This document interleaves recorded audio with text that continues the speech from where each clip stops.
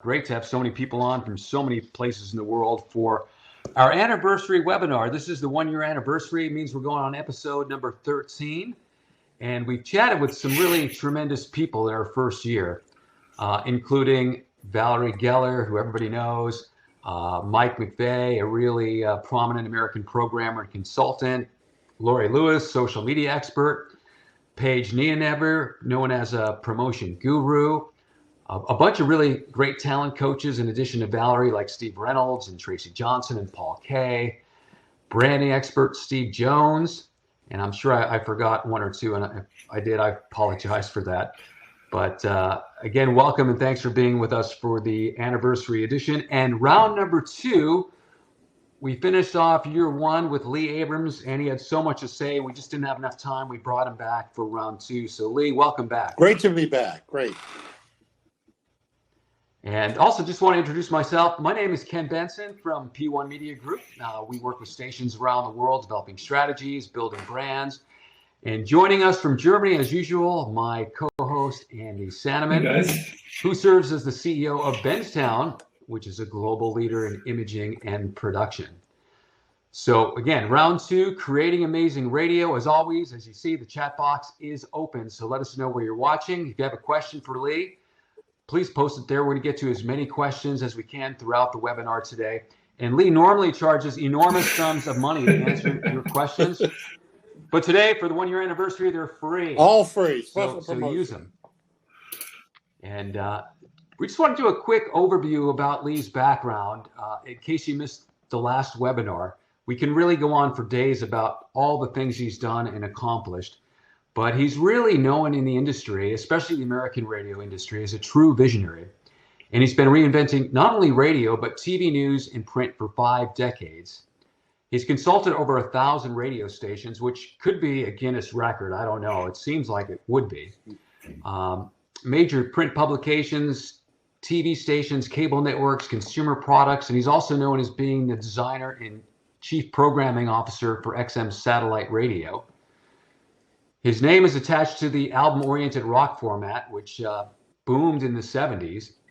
Newsweek magazine listed Lee as one of America's 100 cultural elites, which sounds like a whole discussion in itself. So he's a Grammy winner, which is truly amazing. I've just been fortunate enough to go to the Grammys a couple times, but he actually has the trophy. He's worked with the Moody Blues, Bob Seger, Iron Maiden, Capitol Records, Rolling Stone magazine, MTV, Disney, and many others, and appeared as a guest on The Apprentice when Donald Trump was the host. Currently working on a new book, Solutions for a Creatively Starved Planet, and we'll talk about that today. And also a new documentary coming soon called Sonic Messengers, When Music and Radio Change the World. So Lee, we'll stop there. Welcome back. It's great to have you here for our 13th and 1-year anniversary special webinar. Well, it's really a pleasure and an honor to be back on your web waves. Lee, thanks for coming second time and answering all the questions. That's what you said. So it's going to need a while afterwards. But let's dive right into it. You've been called radio's Elon Musk. You're a forward-thinking visionary. You got credits for having influenced some of the most positive and dramatic changes to radio since you started, I assume, in the early 70s. So in my opinion, if the business ever needed heart surgery or a soul implant to save itself, that's now. So tell us more about what you refer to as the authentic entertainment magic. So what does the authentic entertainment magic, what a term, sound like, and how do you do it? Well, it's really the wonderful, timeless radio experience, which seems to be evading us these days. And it's a combination of a lot of elements. It's obviously the right kind of music, but magic between the songs to where when the music stops, the magic doesn't stop.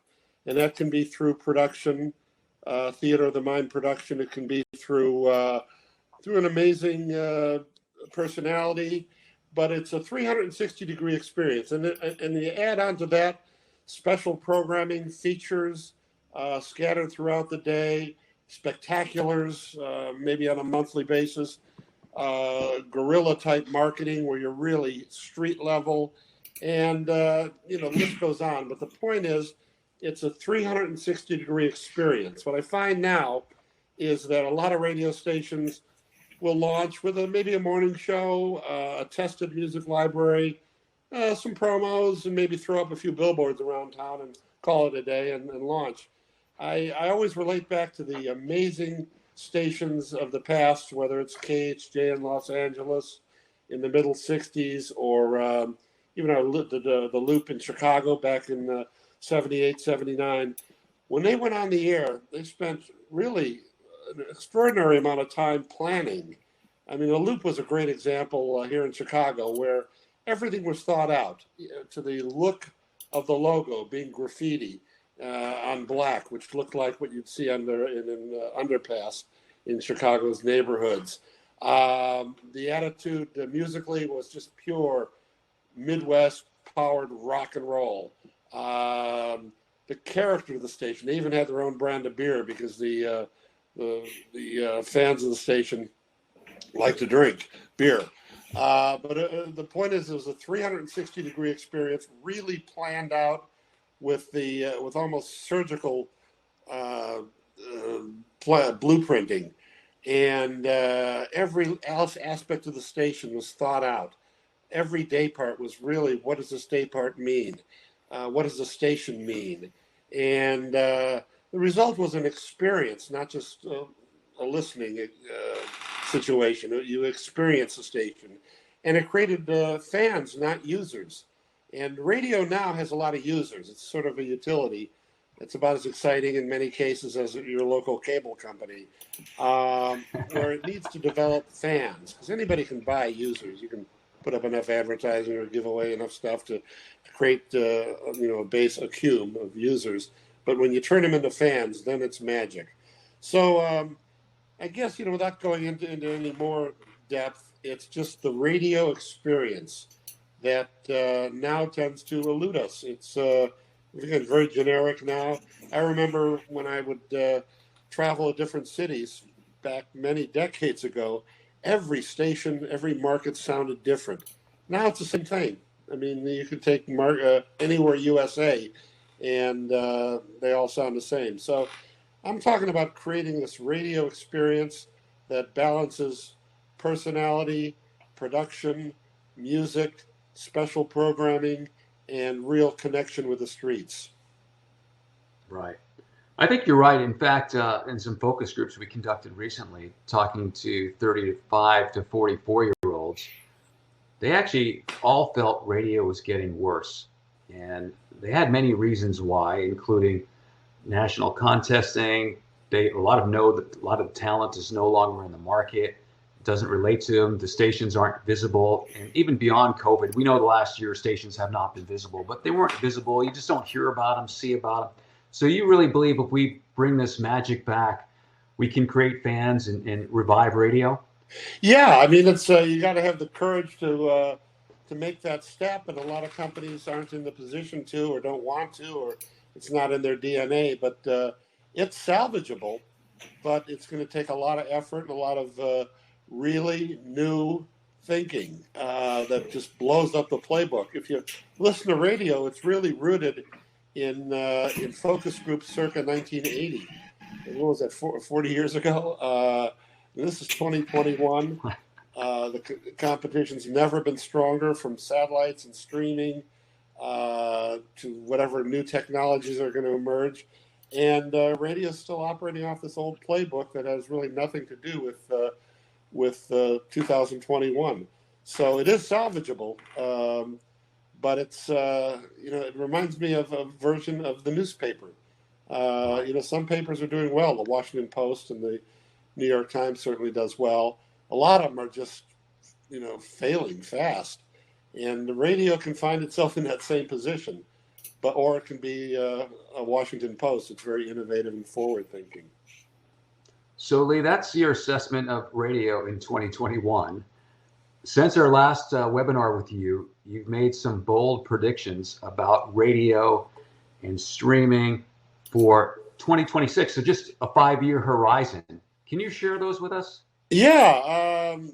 you want me to go through the different media, or just Let's just focus on FM and streaming.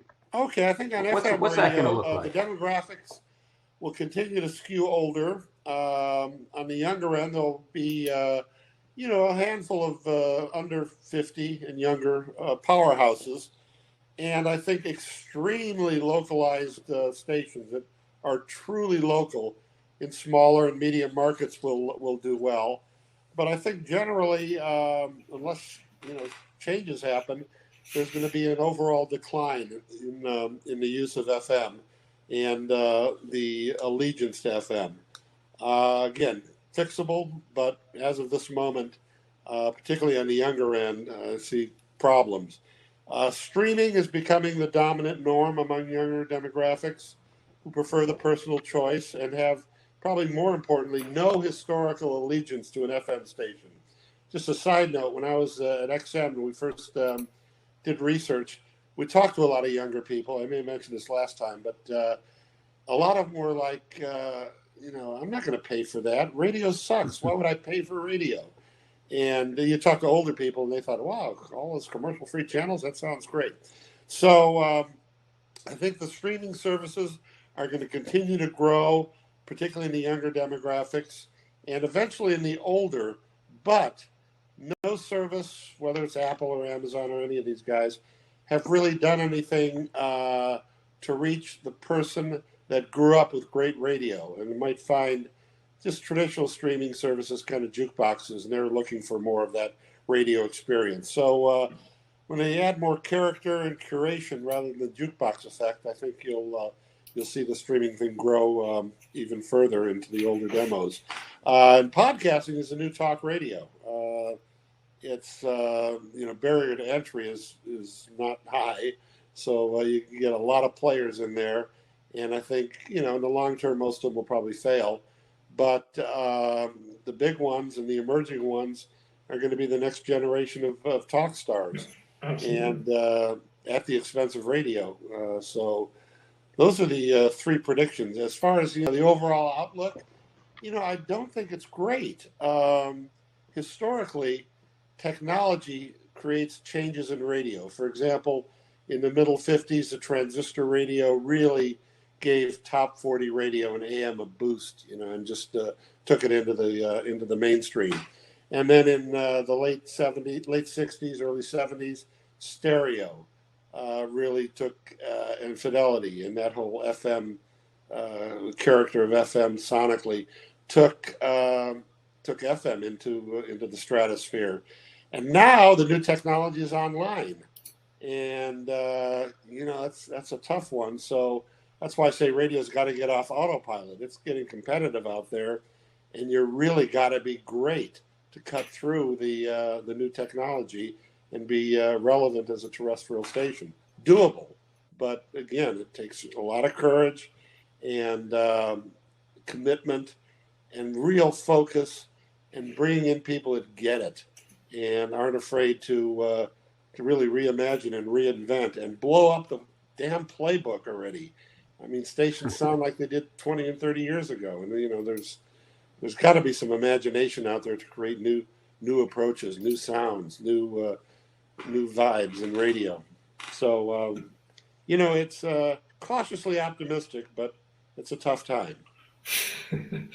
Okay, I think, Lee, can't agree more. I think all the big players also streaming-wise, are looking for solutions and getting obviously a lot of content and a lot of stuff in. So, in part one, I recap that you said, or you recommended basically that radio should embrace core artists more. Like, why is that important? Why is that important, do you think? And how should it be done? Obviously, like a lot of the streaming services do this already with special radio shows and so on and so on. So, but why do you think is this particularly so important for radio, and how should radio do? Well, just historically, the great stations were tied at the hip with their core artists. It was obviously a very different era, but if you look when the Beatles broke, there was WA Beatles C. And, on the station survey, they'd have all the DJs in Beatle haircuts. And a new Beatle record, or even any of those early English Invasion records, the record would come out on a Monday, and Monday afternoon they do a live broadcast from the air freight hangar at the airport to pick up the record and rush it in and world premiere it. It's real excitement around music. Now, stations need to get back in that space. It's obviously a different time, and the XM Siriuses and Apples can pay and draw major talent, but you can still, on a local level, be very much attached to an artist. And some ways to do that is to try. Often a radio station will hope that the record company offers them something, a phoner or a ticket giveaway. That's not good enough. Months ahead or weeks ahead, you got to know when the artist is coming on tour to your area. You got to know when the new release is coming. And at that time, weeks in front, before you have to get in line, that's when you reach out to not only the record company, but the PR firm, the manager, everybody involved, even the agent, but everybody involved with that artist. Make them aware that you're willing to really go out on a limb in your market for them, and you'd be surprised. Even come up with a written game plan of what you intend to do with the new so-and-so record or the so-and-so tour. And I think it might not always succeed, but I think in the majority of cases, you'll find great reaction. Meanwhile, the other station in town might be maybe get a phoner, which is usually pretty lame, right, or give away a few tickets. But you got something really special. Maybe they're coming by the station, or you have some special event backstage, whatever. But it's an important component in that complete radio experience we talked about, to not just play the records, but embrace them, celebrate them. When that new release comes out, it's gold, and treat it like that. And even in the presentation, sometimes a new record is played and then backsold, or just here's the so-and-so new release. Instead, you can again build it up, have great special production around it to premiere it.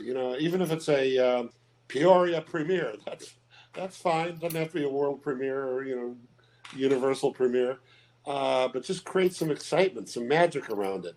So it really boils down to just trying harder and focusing your attention on it instead of just letting it happen and being like all the other stations and simply playing it.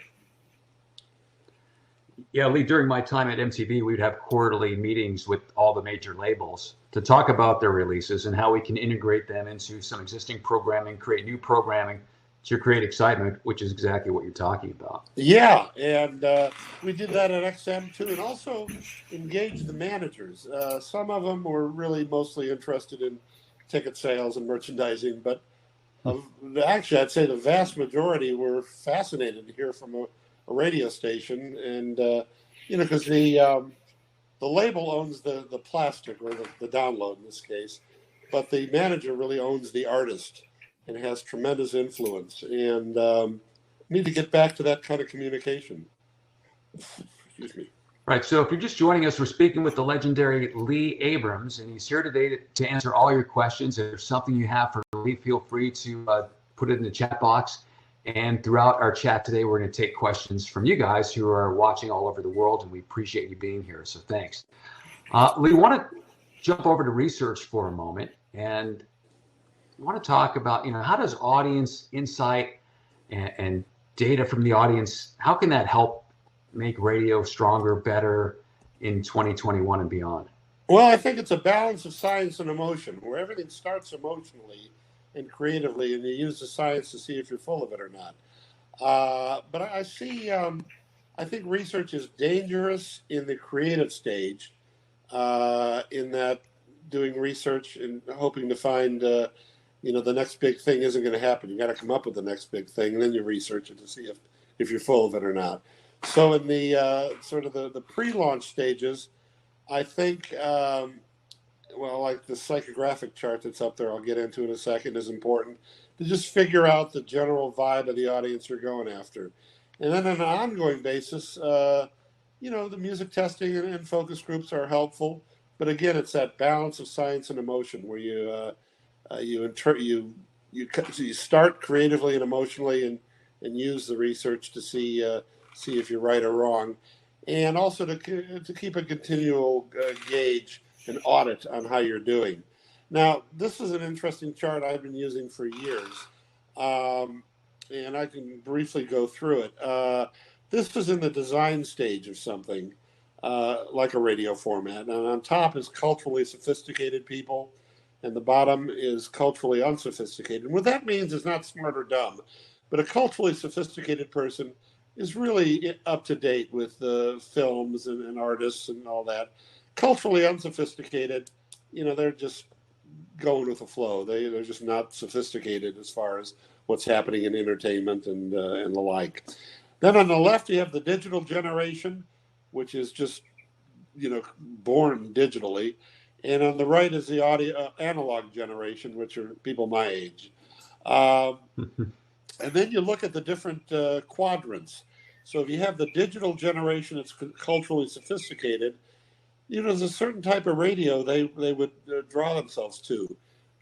Sick and dark. They're not the ones that are going to react to, hey, good morning, everybody. Beautiful day, rise and shine. They'll just, what? Edgy. I mean, again, it just, it's a little on edge. You can't trick them. You can't say the home of more variety, the home of best rock and roll, the home of best whatever, and expect them to believe it. They have high bullshit radar. And, you can't trick them with slogans. And radio loves to trick people. And they tend to be the streamers. They're the ones who are going to the streaming generation.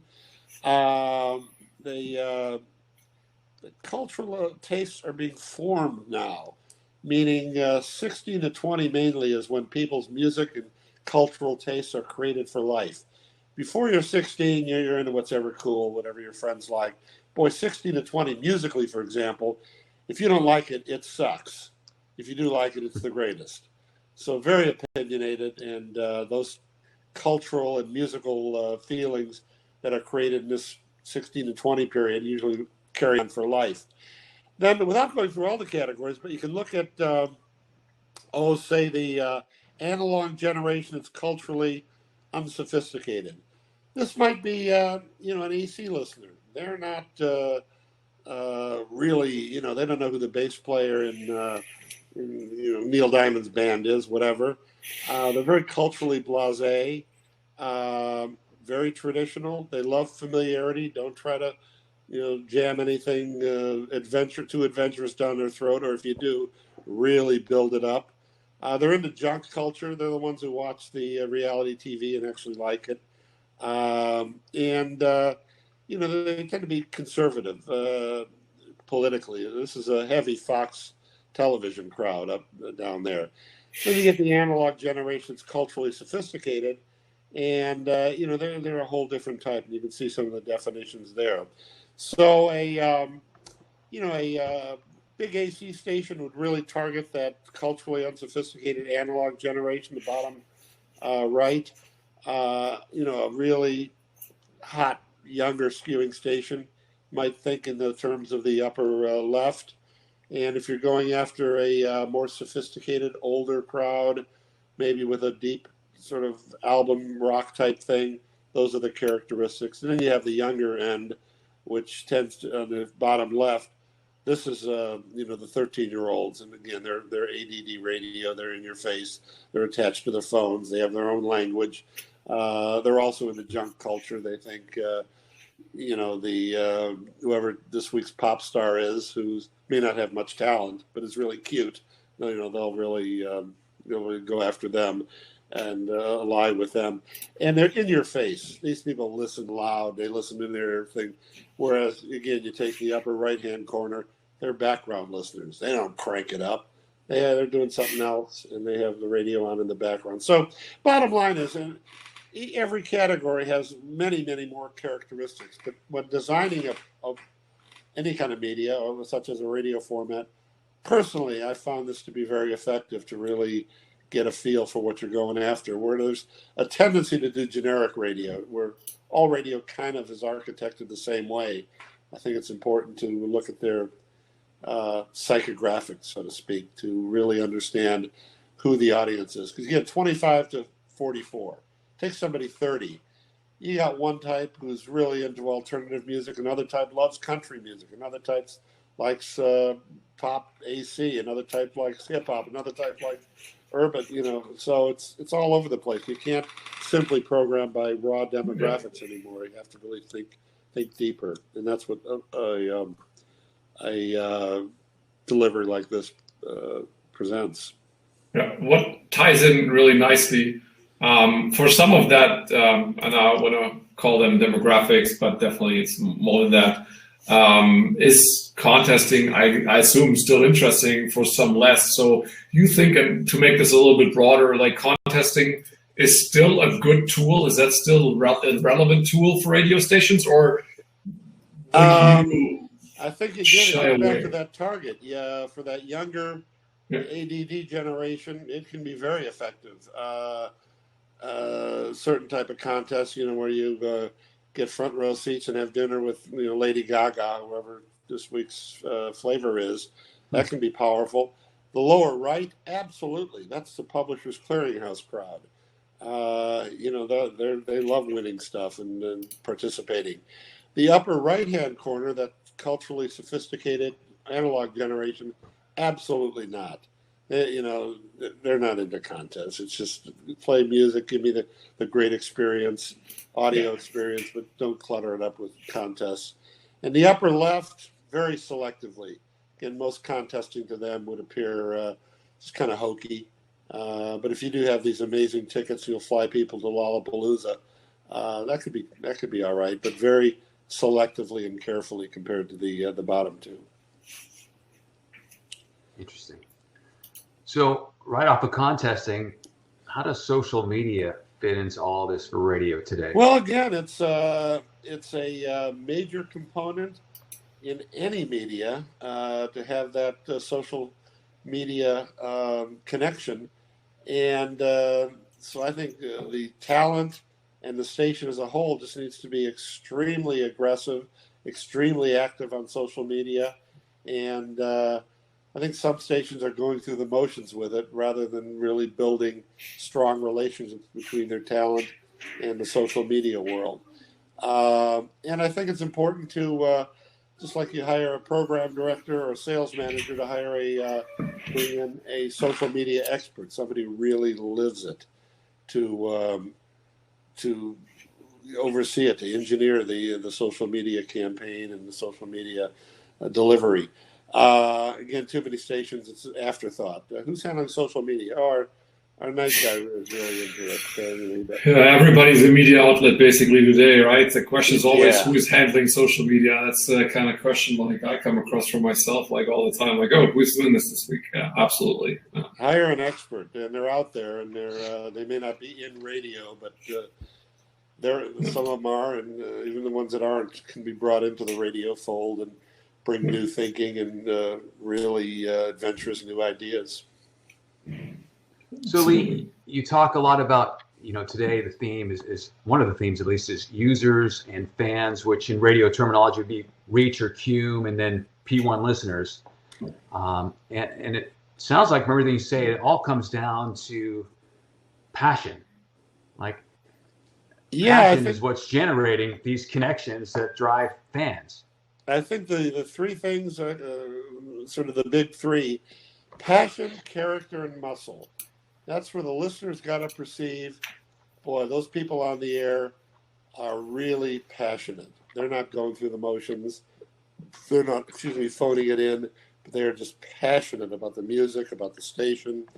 And then character, a missing art form. That's where you're driving along, you pull up to a stop sign, windows down, and you know what the station is in the car next to you without even hearing the call letters, just because the station has character, a vibe to it. And the third thing is muscle. Even if it's a local station, having some swagger, having kind of not an arrogance, but just a real attitude that we're badass. We don't screw around. We're here to we're the best radio station here, and we're not saying it, and we don't have a slogan about it, but you hear it, and you'll get it. So, passion, character, and muscle. Three hard to describe, but once you got it, you'll hear it, and listeners, fans will know it. Okay, let's take a quick question from the audience. Let's say the Tribune newspaper deal did not implode and you were all still there today. What might the newspapers look like now? That's a great question. They would be, oh my God, I don't know where to start. The design would look modern and different. And the Tribune Company wouldn't be called the Tribune Company. It would be called something else. But they would look dramatically different, be in full color, be electric with information, far more pictures, and real investment in really great writers. And it would be heavily compartmentalized. So where now it's, you got sports section and finance and, classifieds and all that. But it would be far more compartmentalized to where there was a crime page. And if you want to know about crime, it was all there.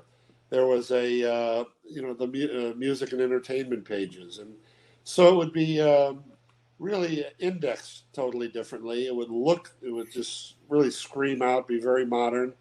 And I think the topics would skew a little younger. It had to. I remember at the Tribune, there were examples of, there'd be a change in the opera, a new singer or something. You'd get 3 pages. Meanwhile, Jimmy Buffett was coming to town and filling up Soldiers Field. It would get a line, and just understand who the audience is, who the target is. And it might upset some of the older original listeners at the expense of perhaps not the younger listeners, but that middle age, that 25 to 54, when I say listeners, reader. And just little things. There's so many little things. I've got volumes of what to do that literally attacks every page of the paper. Even the sports, have the team logos up there. Pride for the Chicago teams. When there's when the Bears have their opening season, there should be a special edition. So anyway, it would be a wide, sweeping range of differences that would be noticeable in the topics covered. It wouldn't be, light. It would be, hard-hitting stuff. There would be, a greater recruitment and development of star writers. And visually, it would be very compelling. I'd even bring back, I studied a lot of papers from the golden ages in the 40s and 50s, and they had cartoonists on staff. I'm not talking about Daffy Duck cartoons, but, and they were on the front page, and it's just really a complete rethink. And we got there to a very small point. There was a lot of resistance. But it's funny, I found that 70% of the people at the newspapers really wanted to change. 20% were like, what the hell are these people talking about? And 10% were, how dare these people invade our holy temple of journalism? Get them out of here. But it would have been a lot of fun, and I think we would have been very effective because we weren't newspaper people. We came out with a whole new, fresh view of it, and balanced with a staff of people who really understood newspapers. It would be a powerful combination. And it would have a lot of journalistic integrity. I think these papers have gotten very light. And I know that some of the biggest draws are things like crossword puzzles and coupons. And there's something wrong when people decide to Lee, so anyway, it's I could go on about that, but I think it would be very successful if we had something going, but boy, it just got derailed bad. There is, so much more fantastic content on your website and Lee Abrams, MediaVisions.com. Ken, I highly recommend our viewers to check it out. It's a page full of wisdom. One of the statements that struck most with me is, and that's maybe because I still feel young, but that's young people have never heard great radio. So my first question is going to be, who young are young people? And of course, one of the biggest challenges radio faces is engaging these young people. So how do we bring young people back to radio? So question A, who is young people? How young are young people, and how do we get them back Well, it's all radio? relative. It's under 35, I guess. And it just gets, I guess the word is worse as far as their perception of radio. The younger you get to 12, and it's like, what's a radio? 35, there's at least some awareness of it. They may even listen, but really not be fans of it. First thing you got to do is create it. You can't market change. You can't put up variety. Hey, young people, more variety, better music. You just can't do it. You got to actually create something, and that really, is compelling. I'll use the word, is amazing. And then you got to market the hell out of it. But the great thing about that younger audience is, social media, word can get around real fast.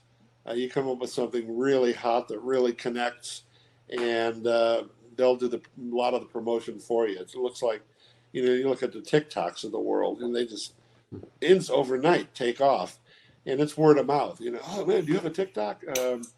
So I think, but the main thing is creating it, and then promoting it. I fear stations will promote it, and then people tune it in, and it's really the same old thing. So you got to really create something that just blows up the architecture, starts all over. It could be, we might have talked about this, but it's an idea we bounced around at XM, which was a station that was completely listener controlled by text. So it's the 20 songs over and over again, but and every cycle that top 20 changes. So one cycle, number one record is number one, and then the next cycle it's down to 18 because people are tired of it and voted out. Or some weird record from New Jersey, just gets really hyped by that artist's fans, and it goes up to number 6, and it's constantly changing and constantly fed by the audience. So I think it's things like that. It's real dramatic differences that are going to cut through, not just more of the same with new nail polish. So, Lee, based on our conversation today, and even what we had off camera before we went live today, it feels like your take on legacy media, meaning television, radio, newspaper, we're stuck. We're all stuck in these old failing playbooks, and don't either have the know-how or the courage to move forward, which I imagine is part of the reason why you decided to write a new book, which you've tentatively called Solutions for a Creatively Starved Planet.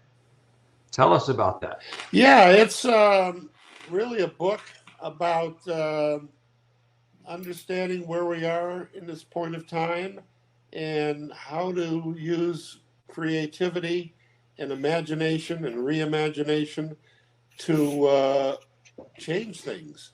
How to change, and looking back to the late '60s, with all the upheaval that was going on then, things came out of that very changed, and we're in that same kind of upheaval now. And there's an opportunity to use our imaginations and our creativity to reinvent.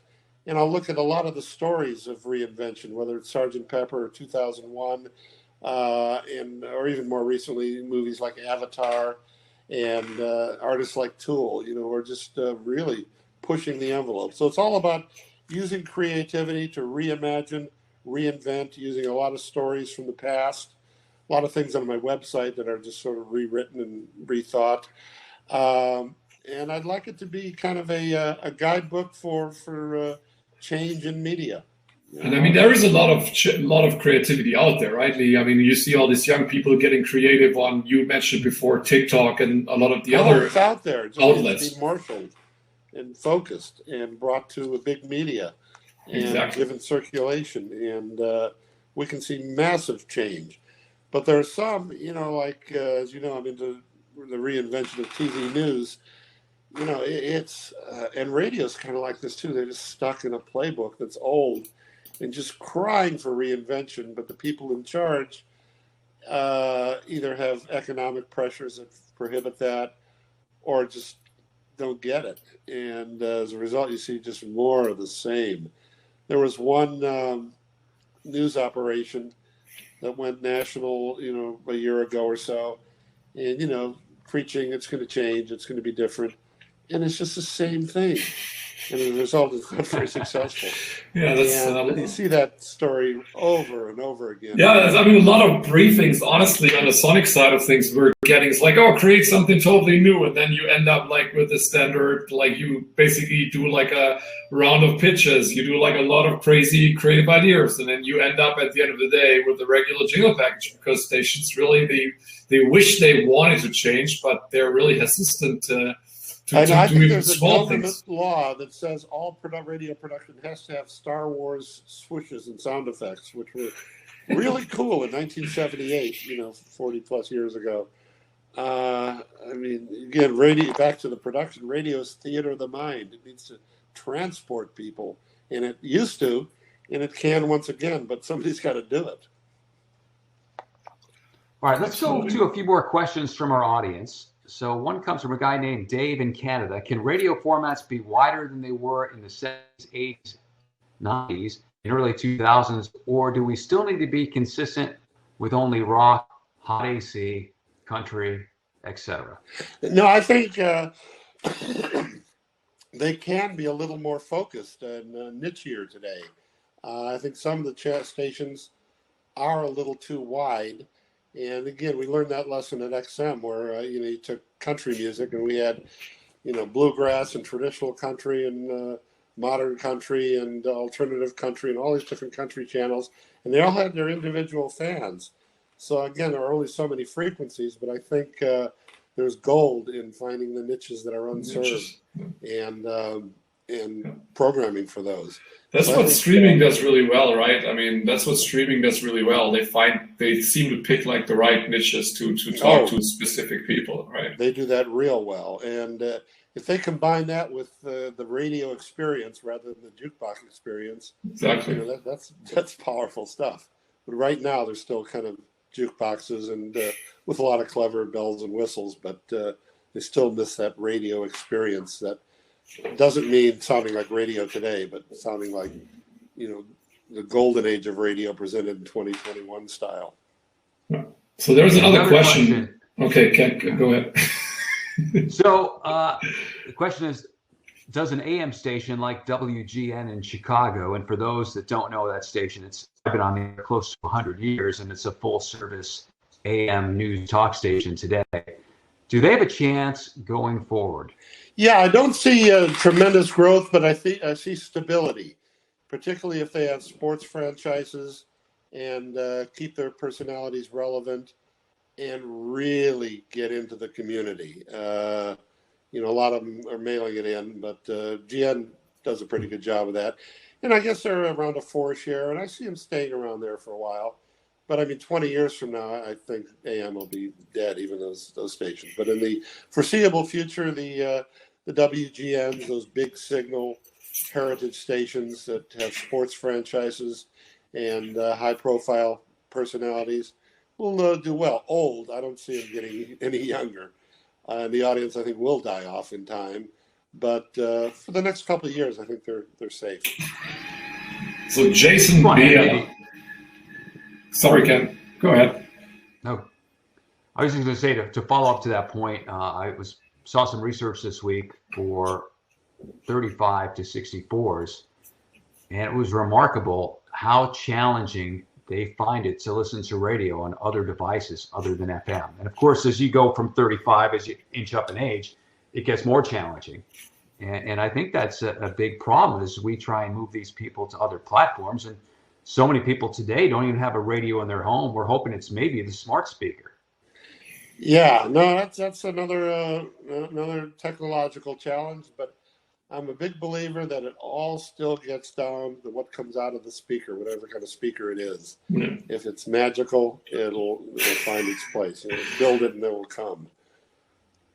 I agree. So there's one question from Jason Bea, which I think is interesting. Do you have any recommendations for college radio and any advice for broadcasting professors? Yeah, I do.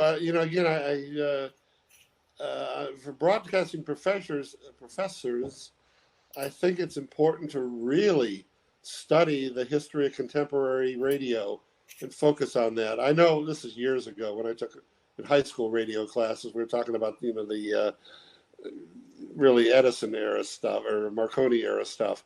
But I think a place that really teaches deeply the history of contemporary radio gets into the battles. The again, WLS and WCFL, how they battled each other in Chicago when KHJ came on, the birth of FM, the death of freeform, the coming of alternative radio. There's so many amazing stories that people need to learn, because I don't think you can design the future until you really understand the past.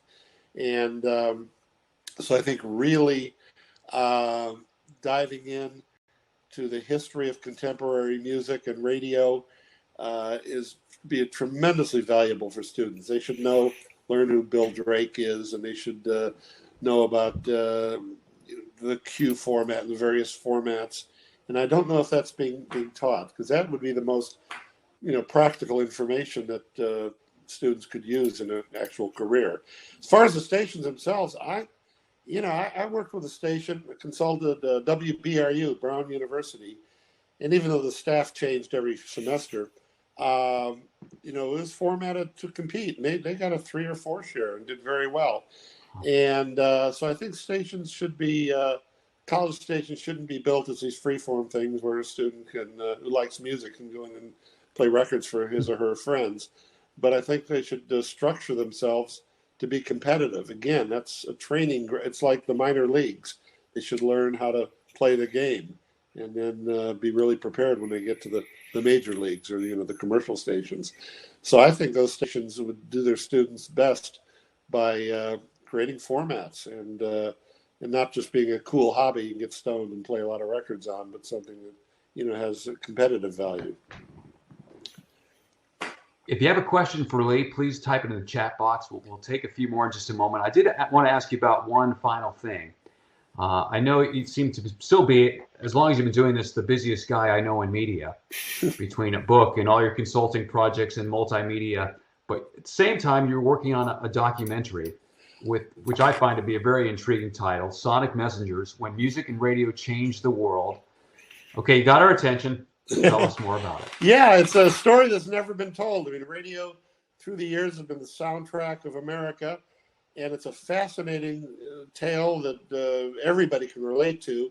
And it starts in the early 50s and then goes through the birth of Top 40, through the Beatlemania era, through the underground era, and just keeps going through the eras until we end up with the streaming era.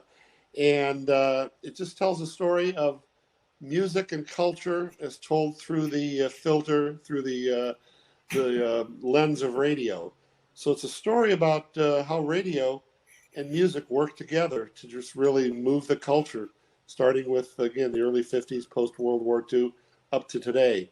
And it won't be, it'll be fascinating for radio people, of course, but, Joe Average on the street will probably also find it fascinating because it's the good, bad, and the ugly of radio and music through the years, and what happened, and it'll combine interviews with moguls, criminals, listeners, DJs, and just really tell an electric story. And it'll be out hopefully end of next year.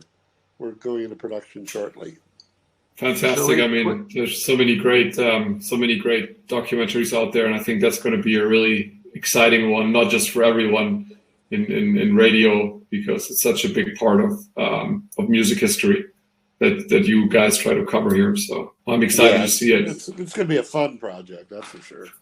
So does radio have the power to work with music and make that happen again, or is that in history books now? And no, it sure does. I mean, the pie is splitting up. I mean, there's streaming and satellite and again other technologies. Some haven't been developed yet, but radio's still got a big piece of the pie. Radio needs to try harder and focus and blow up the playbook and get re-engaged. And I don't know if there's an internet inferiority complex where people think, oh, we're just radio, we're dying. No, you've got tremendous circulation. And you just got to, get in the game. And the game is based on 2021 realities, not 1985. So I think there's tons of potential simply because the radio circulation. There's so many people who still listen to it, or at least have one. And you just got to mobilize and get in there and get in the game, get in the fight. It's a media war out there, and get out the big guns. Stop using your pea shooter or don't bring a knife to a gunfight. Pull out the big weapons. So I assume there's going to be more question, guys. So Lee, you're ready for some more? Sure. If we get them in. Okay, so I got one right here. Okay, perfect. Do you consider on-air talent to be similar to social media influencers? If so, should we rely on DJs for paid endorsements?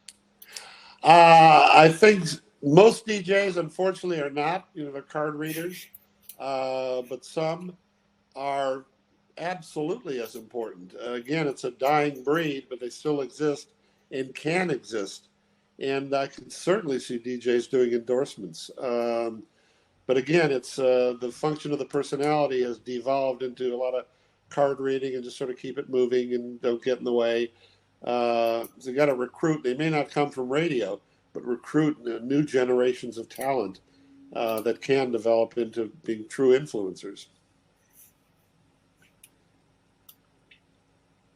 Excellent. So Andy?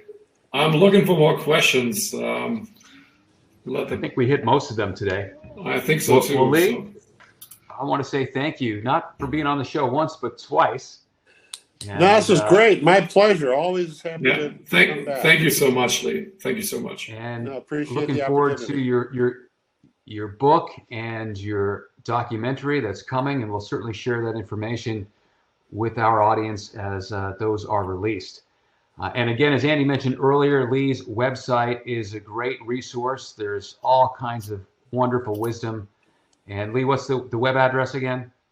It's LeeAbramsMediaVisions.com. Perfect. It's actually on the screen there. Okay, guys. And before we part, I just really want to say thank you after 1 year. Not just you for Lee for coming twice, but also to you, Ken, for putting this super exciting project together and let me basically co-host what you prepare so diligently, like every month. So many conversations, so much fun. The lineup for year 2 is already exciting, in the making, looking fantastic. If you guys out there want to have somebody specific, or you have like a suggestion for a topic or a guest would be interesting to you, let us know.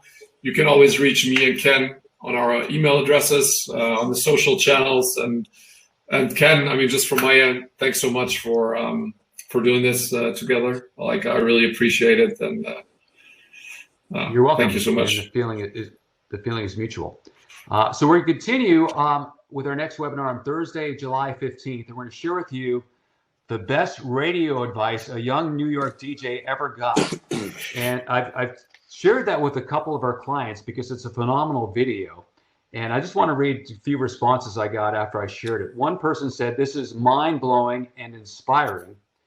I'm going to steal this method for air check sessions. Sounds really constructive and just like something else. Thank you." And another one was, "Best use of 17 minutes ever, capitalized. Thanks for sharing. Awesome."